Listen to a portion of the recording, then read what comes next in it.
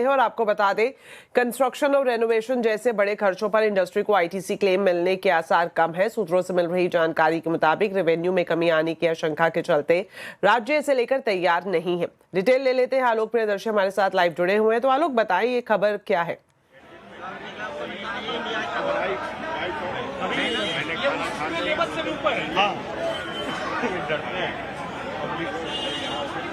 सुन पा रहे हैं आलोक?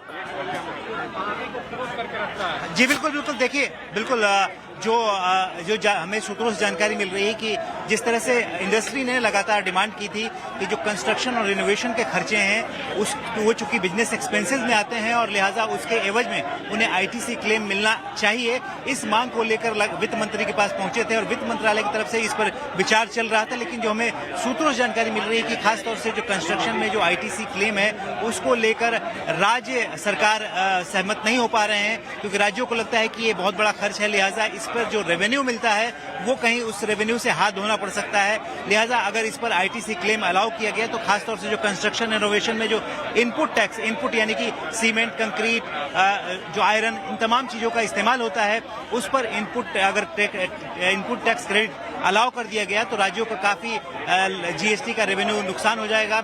लिहाजा इस प्रपोजल पर अभी सहमति बनती हुई नहीं दिखाई दे रही है। हालांकि लॉ कमेटी की तरफ से कई सारे बिजनेस एक्सपेंसेस को लेकर एक प्रपोजल तैयार किया गया है और आगामी जीएसटी काउंसिल की बैठक में इस पर चर्चा होने की संभावना है। लेकिन जहां तक कंस्ट्रक्शन और जो कैपिटल गुड्स का इन्वेस्टमेंट को लेकर जो खासतौर से इंडस्ट्री कहती है कि उनके बिजनेस करने में खर्चे हैं उसके एवज में उन्हें मिलना चाहिए, लिहाजा इस पर जो खासतौर से इनपुट टैक्स क्रेडिट को लेकर इंडस्ट्री को निराशा हाथ लग सकती है। जी, शुक्रिया आलोक दोनों खबरों पर जानकारी देने के लिए। तो इसी के साथ फिलहाल इस बुलेटिन में इतना ही। आप खबरों पर अपडेट रहे, सीएनबीसी आवाज से जुड़े रहे हमारे सोशल मीडिया हैंडल्स के जरिए। नमस्कार।